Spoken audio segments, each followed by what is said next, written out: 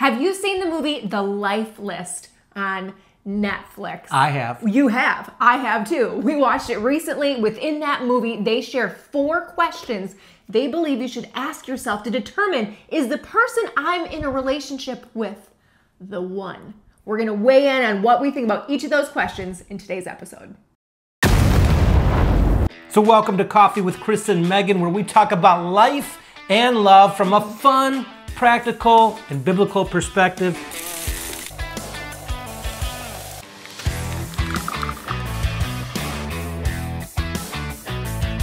Today, what is in our cup, Megan? We're drinking some Muscaca. I think I want you to pronounce that. Muskoka? There's no... Muscaca. Muskoka? It is, you guys know the deal. It's an organic, it's a K-cup, but there's no plastic. It's biodegradable. It's super yummy if I do say myself, but we're gonna tell you the rating and the cost per cup at the end of the video. So we did what most couples do. We searched Netflix for a good movie to watch together, and you gotta weed through a lot of the junk. There's so much searching sometimes. So much searching. Like half the time, like, can we just pick something already? Ah, it's so annoying sometimes. Half the time we look, and then shut it off because we're overwhelmed. You can too, right? You relate. But we found a gem. The Life List. Yes. This is a movie, let's be honest, it's a romantic comedy, kind of comedy, dramedy. Dramedy for sure, yeah. It's more of a female movie, but I enjoyed it, you know, I liked it. Mm-hmm. So, but during this film, they asked a series of questions. I think there was, I'm not going to give away the storyline because you can go watch it, don't want to ruin it for you. It's a beautiful storyline. But one person on the show was wondering if they should marry the person they're currently dating. Yes. And the mom gave 4 questions to ask if you're wondering if you should marry a person. Mm-hmm. And we are going to unpack those right now. The first question, what was the first question, Megan Rhea, that she said to ask? The first question was, can you tell them everything in your heart? Well, I think that's a good question. It's a great question. Can you open up to that? Right. Because let's be honest, you know, if you can't share your heart, why can't you? Yeah. Is there control on the part of that person? Do you feel controlled or dominated? Or you feel like you're walking on eggshells? Like, why couldn't you share your heart? Or, are you scared of judgment? Like maybe there's like a shameful thing in your past or something you're dealing with that you don't want to share with that other person, and you're worried about them, you know, cutting you out of their life, shaming you, making you feel bad about your choices, so you keep hidden things from them. Did you feel like that you could do this with me when we were dating? Did you feel like you could share your heart, everything in your heart with me? I did. I honestly did. Yeah, I never felt like you were going to judge me. I felt that way too. I felt like I could share my heart. In fact, I think I overshared with you. I think I told you more things than I told anyone in my life. But that was good. Right. Well, I think there's a practical application here. It's like, you should be able to tell the person you're in a relationship everything, right? We are proponents of what's called radical honesty, but I believe that it's how and when you do it, right? Like sometimes just blurting everything out and expecting them to take it is not the kindest thing that you could do to someone you're in a relationship with. Tact, how you say something, how you communicate those words is huge. Right.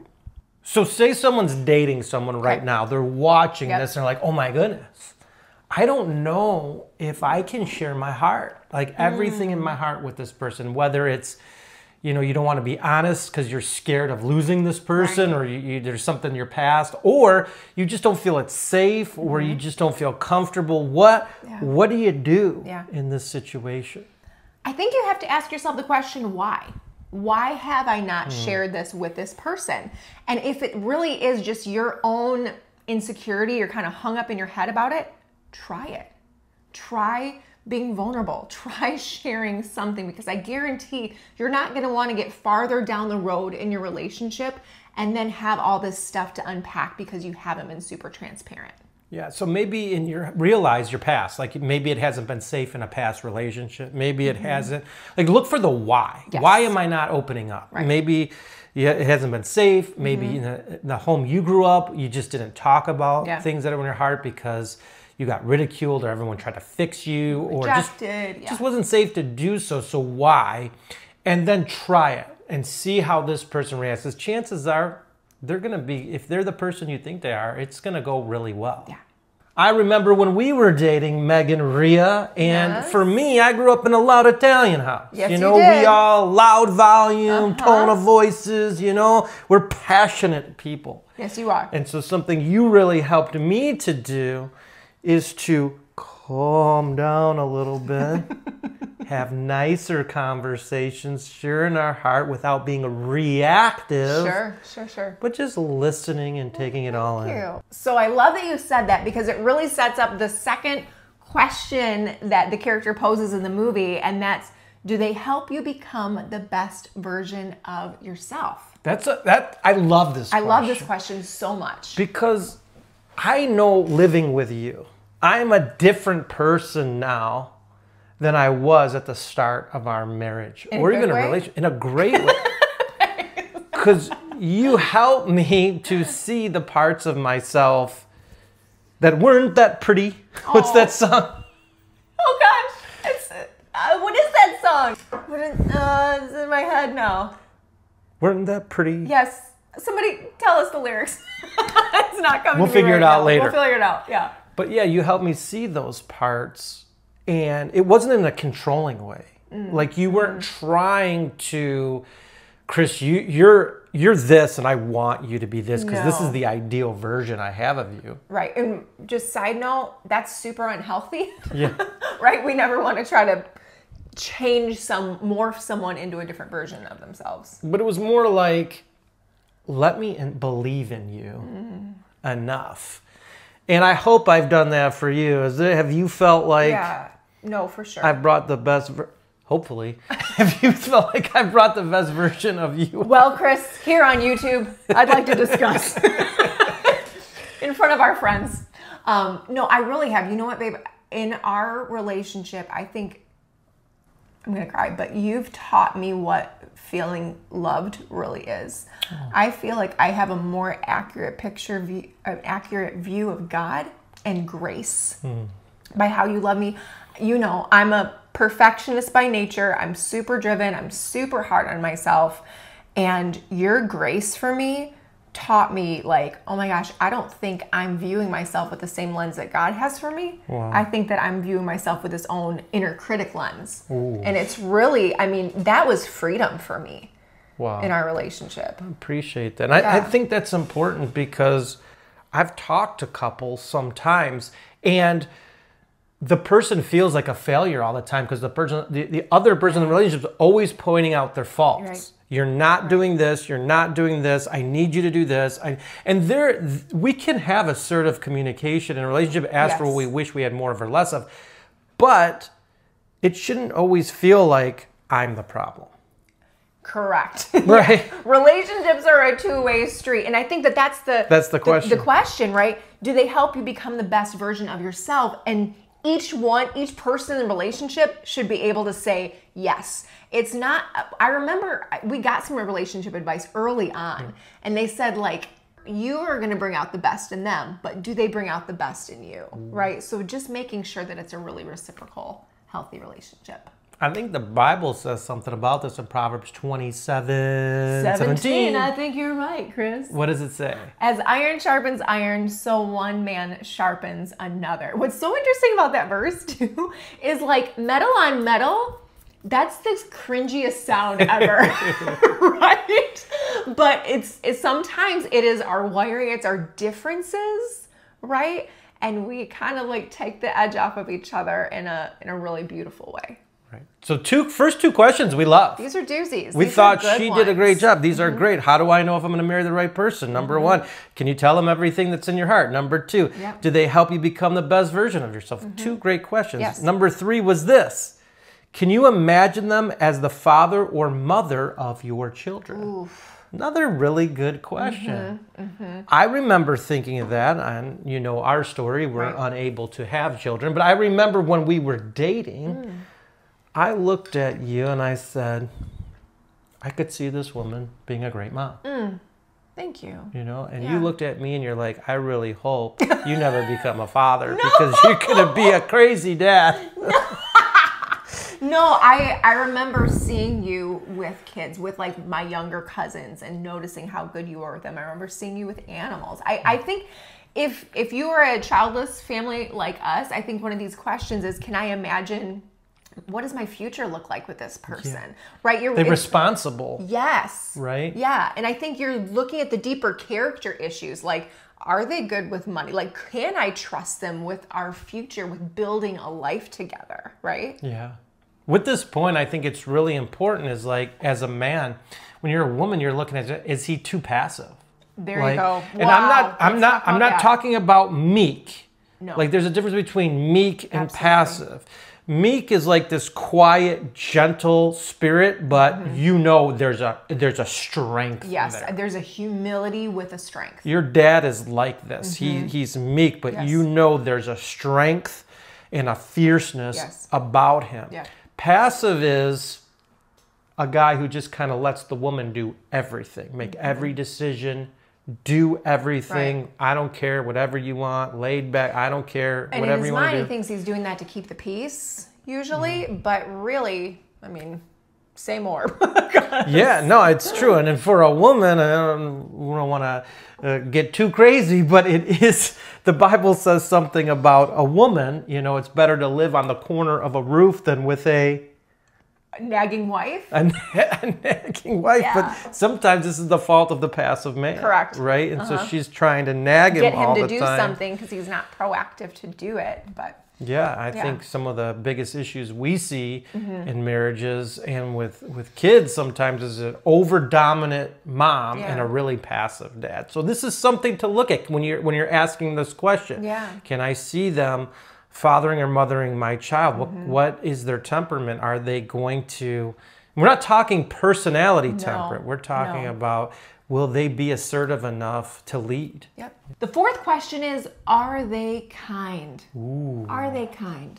Jesus said in Matthew 12, for out of the abundance of the heart, the mouth speaks. Ooh. And I think we do ourselves a huge favor if when we're in a relationship, before we get married, that we're really asking ourselves, what's coming out of that person's mouth that's revealing what's in their heart? Do I see empathy in them? Do I see compassion? Do I see patience and generosity and kindness? Right, and I don't think we're looking for perfection here, right? Because like, let's be honest with me, okay? When you're asking me, I was not the kindest human at 21 years old when we got married.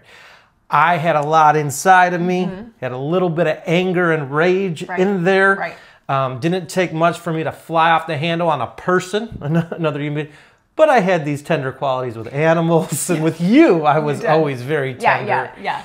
So at your core, you were tender. You just your fuse was just a little short. Could you tell though? Could you see that the kindness potential was there? Or how did you navigate? I knew. Yeah, because you were always tender with me, and like you said, I knew the softness in you, and I knew the things that triggered you to get angry because we knew each other really well. Right? And I wasn't rude to like. People, like, I was never the guy who barked at a waitress or a waiter or made people feel less than. And you were never cruel. Like, it was more if there was an injustice being done, You weren't a bully. You were always looking out for the underdog. Right. Your heart was compassionate. It is the injustice thing for you. Like, if you guys do Enneagram at all, he's an Enneagram 8 for sure. So that injustice side, But you were so kind. I mean, I feel like there's two qualities that Megan has that I tell every man to look for because your life will be way easier. And I'm not trying to say we're perfect. Trust me, we are not. But tenderness and strength, the combo. Tender and strong. Sure. I love that combination because you're soft, you're kind, you're tender with people. But then you have the strength, like you're going to get stuff done. Yeah. You know, you're going to go after things. You're competent, you're smart, you're intelligent. So I think this is what you're looking for. Yeah. Is like, you're going to build a life together. You're going to have to adult together. You're going to have to do, clean a home, do all this stuff around the house. With people together, right? Yeah. Yeah, you're going to be going out with people. Like, that's another thing is like. Huge. Maybe, no, if this is a person, if you're asking yourself, you're going to marry a person that nobody wants to be around. You might not have friends after a couple months. And you got to ask yourself, why does nobody want to be around this guy? Right. Probably because he's not very kind. Could be. Or likable. Right. Or I say guy, it could be a girl too. Could be a girl, absolutely. Be a girl too, this is an equal opportunity for kindness over here. I think these 4 questions were spot on. These are stellar questions. That is fantastic. So we thought those 4 questions were really good. We might have a couple ideas of a few more questions you might want to add, and we're going to cover those in the espresso round. So those 4 questions were really good, but what did the movie miss? Well, this should be no surprise to you, but we are Christians and we really believe that there's a huge faith component in a relationship, right? Are you compatible spiritually? Do you have the same beliefs? Do you feel like each other can lead each other to the Lord spiritually? Can you pray with them? Not just are they a Christian? Or do they just go to church with you? Right. Are you on the same page spiritually? Yes. Do they have an active relationship with Jesus? Way too many times we see couples who say, oh, this person will become more spiritual. They're really good. I love this person, they're a good guy, but hopefully someday they'll become more spiritually, and then they end up never becoming that, and it causes problems later in life. So that's a big one. Big one. What other question do you think they missed? I think, do you feel love for this person? Now, a lot of people would disagree. Oh, love's not a feeling, it's a choice. Well, it is a choice, but you should have some feelings. Attached to it. There should be a chemistry here. You should feel something. Like, I was watching this YouTube video and I was talking about how, yeah, the feelings don't have to be as intense as when you were dating, but like that bond, like this is my best friend. We're watching TV at night together. We're going for walks. We're laughing. We're having dinner. You're going to spend your life with this person, right? So do you enjoy that? Like, do you enjoy being around them? Do you feel something romantically towards them? I think another question is, are they responsible? Are they responsible, right? Can they keep their room clean every day? Are they paying bills on time? Are they good with money? They're good with money. Are they good with money? They don't have to be rich. They don't have to be wealthy, but are they responsible with what they have? Do they go to work? Do they have a job? Yes. Do they know a few skills? Like, can he cut the lawn or she cut the lawn or, cook a few meals? Who's doing the laundry? Like, these are all things you need to know. Are they responsible? Another thing this movie hinted at was the idea of soulmates. What do you think about soulmates? I don't believe in soulmates. I don't believe there's just one person for everyone in the world. I just don't. Yeah. I think depending on where you live and who you're around, that's going to be the people you end up being compatible with the most. But you certainly can ask questions to figure things out. Absolutely. But if there's one person for everyone, it'd be all screwed up. It'd be all messed up, guys. It'd be all messed up. And if you are in a marriage, that is your soulmate. I'm just going to tell you, you can make every relationship work if 2 people are willing to work at it. Another thing I think we should ask is, are they selfish? Ooh, are they a selfish person? You don't want to marry a selfish person. No. If they're selfish, that is red flags everywhere. Big red flags. I also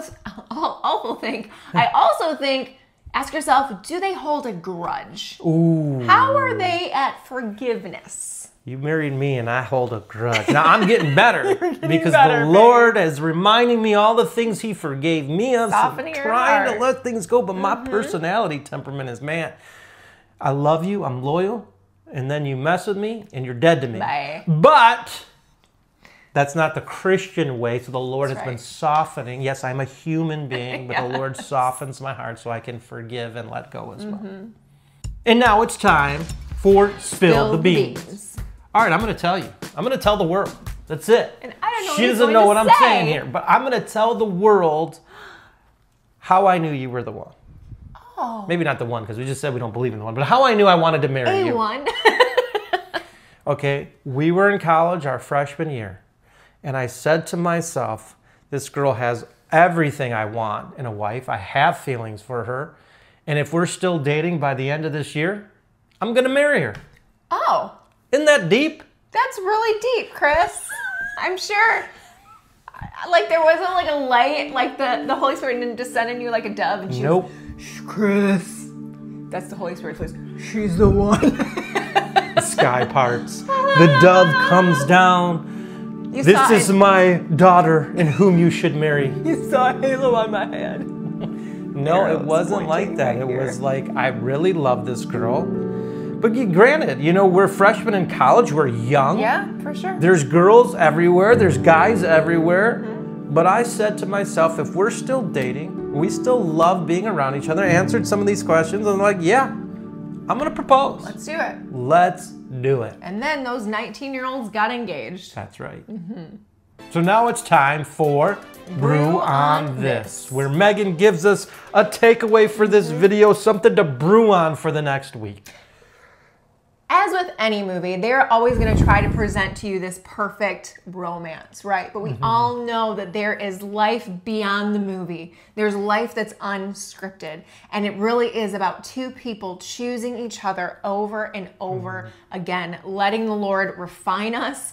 I don't think there's any relationship that we have the opportunity to become more like the Lord than in marriage. You will have more opportunities to be selfless. You will have more opportunities to forgive. You'll have more opportunities to serve in this relationship. So this week, your takeaway, friend, look at these 4 questions and just ask yourself, how am I doing? How am I doing? Because I was going to say the very thing is you might find yourself saying, man, I wish I would have asked these questions before we got married. And now my spouse doesn't check those boxes.